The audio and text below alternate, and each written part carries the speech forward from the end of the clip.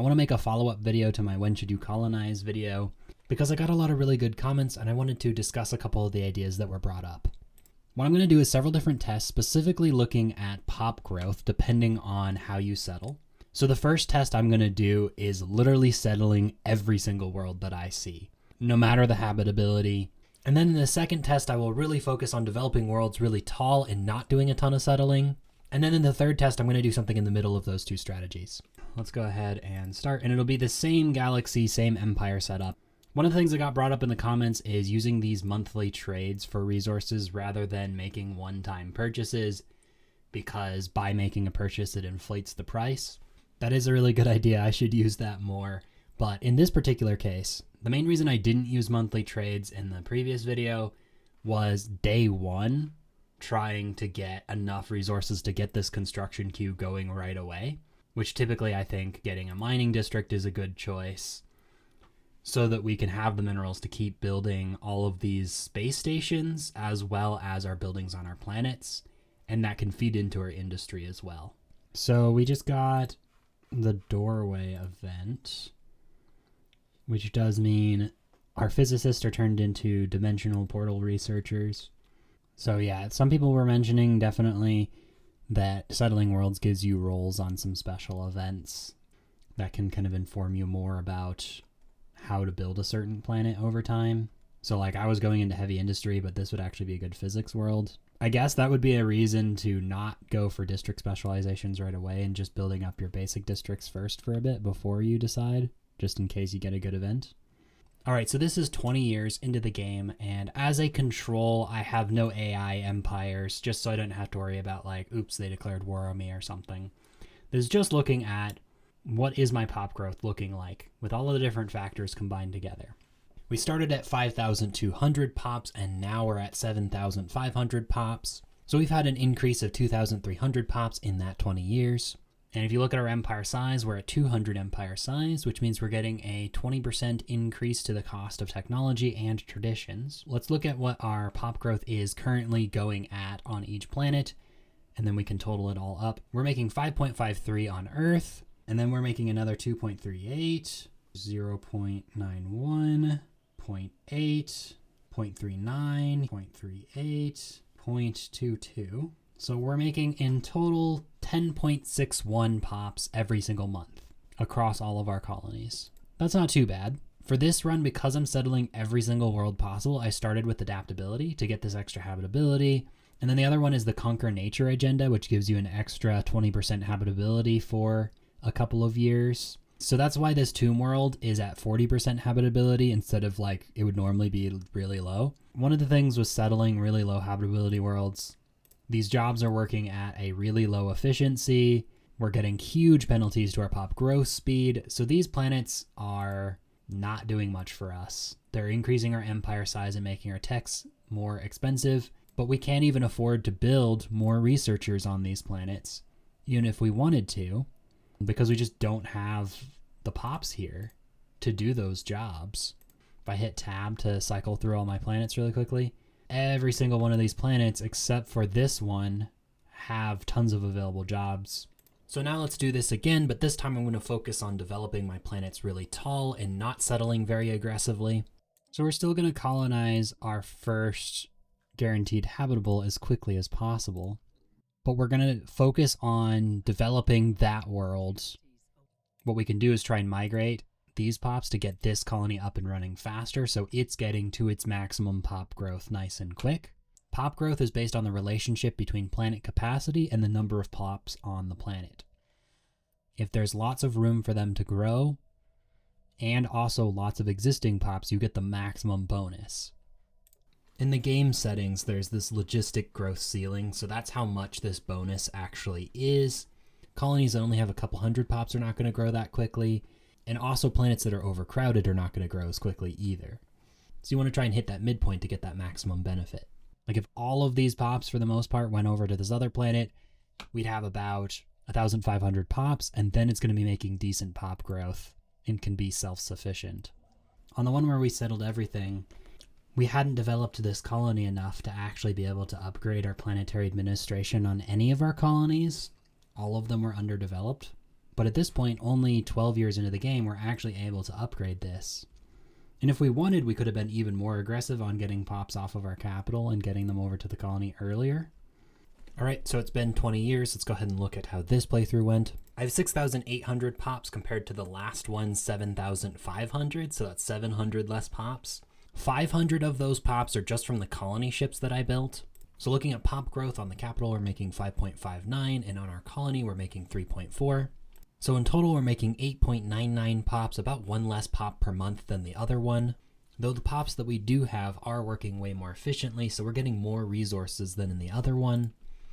In this first save, we have about 1,000 pops across our empire that are working these colonist jobs, which are not super productive. They produce a tiny amount of food, some stability, pop happiness, migration attraction, build time, and amenities, but that's not quite as valuable for us as something like, say, alloys or research or unity. So by settling aggressively, it's going to take us longer for our economy to take off. Going back to our tall save, one difference is that I've been able to afford to get 2 full fleets, whereas the last one I was struggling to build up my fleets from all the alloys I was spending on the colony ships. So our long-term economy has definitely been slowed down, but this strategy works well if you expect to get into some very early conflicts. You could make up for this reduction in pops by, say, conquering an enemy capital world, and then that's maybe like 6,000 more pops.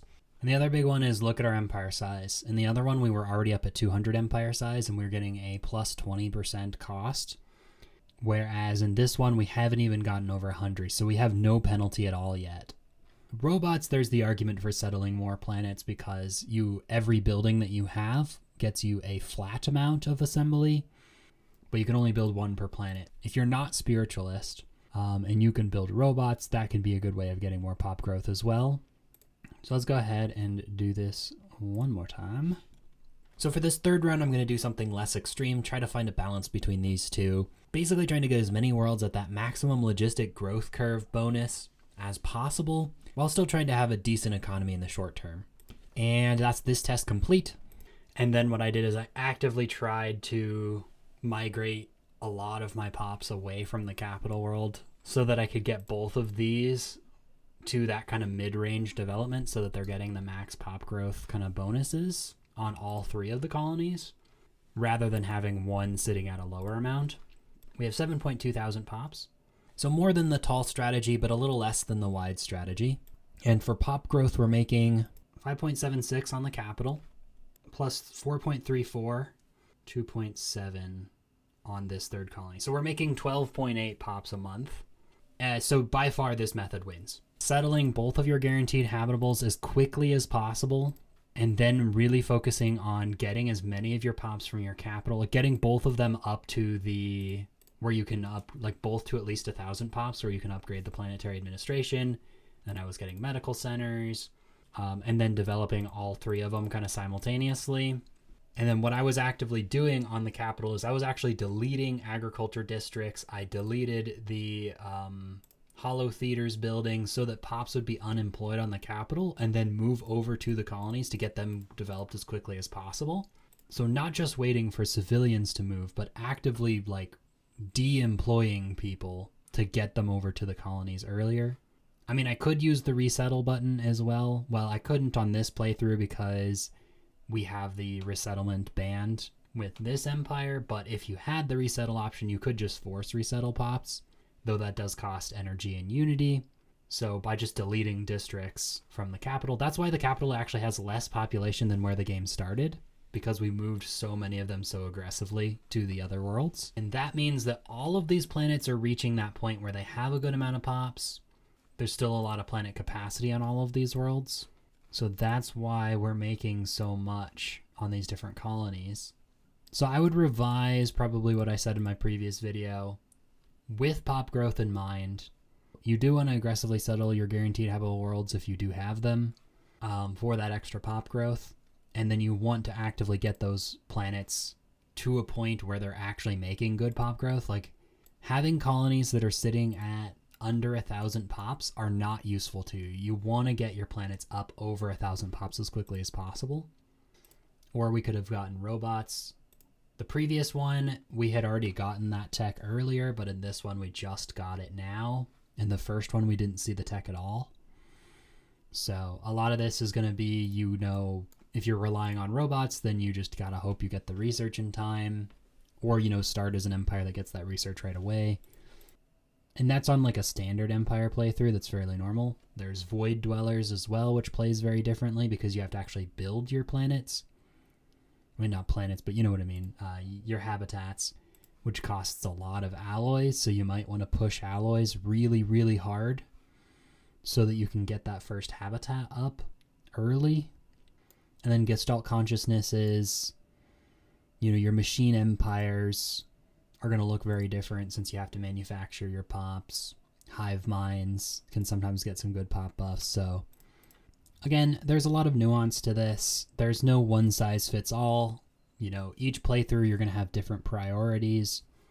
With the different changes to naval capacity, admittedly focusing on alloys early game isn't as good as it used to be. Before, alloys was your main restriction to getting your fleet up, but now it's naval capacity. And so all of these star bases I have are just big anchorages with some food on them. And I only have one agriculture district across my entire empire. And most of my food is coming from my star bases. I'm not making a whole lot from my jobs. And I'm just trying to make enough food to just keep a positive balance so I'm not starving. That way the rest of my economy is pumping out stuff. But I would say I probably have too much alloys. I probably would have shifted some of this alloys over to consumer goods and then get more researchers and more unity. So compared to just having 2 worlds to this one where we do 3 worlds, we have a lot more pops and more pop growth, and we're still keeping our empire size down. It's about finding that balance there where you're not pushing your empire size too much. We're only getting a 1% technology cost increase, which is not too bad yet. And actually, when we had done settling everything, including this tomb world and the savannah world and the desert world, we actually were making less pop growth by settling too aggressively than by focusing our development on just our guaranteed habitable worlds. Or you could throw this entire discussion out the window and just disable guaranteed habitable worlds and play without it. And then in that case, you have way more RNG involved in your early game economy. Thank you everyone who commented on that last video. Everyone added really good ideas to the conversation, and I really appreciate that. I've definitely learned a lot through the process of making these videos, doing these tests, and the different ideas everyone brought up. So with that, thank you so much for watching, and goodbye.